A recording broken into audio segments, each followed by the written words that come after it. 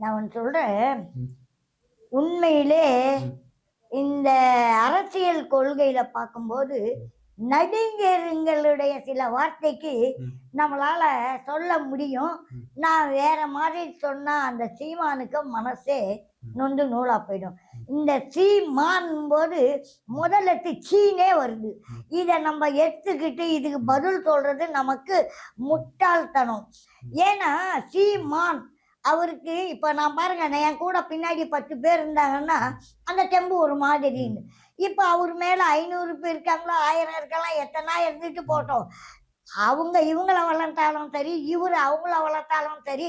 இப்ப எனக்கு நல்லது செய்தா, இப்ப விஜய் எனக்கு எந்த நல்லதும் செய்யல, நான் அவர்கிட்ட எதையும் அனுபவிக்கல, நான் எதையாவது அனுபவிக்கணும்னு நினைச்சு வரல. முதலமைச்சர் ஆனதால என்னுடைய ஒரு சின்ன காரியத்தை முடித்து வைப்பாரான்றது இது எல்லோருடைய ஆர்வம்.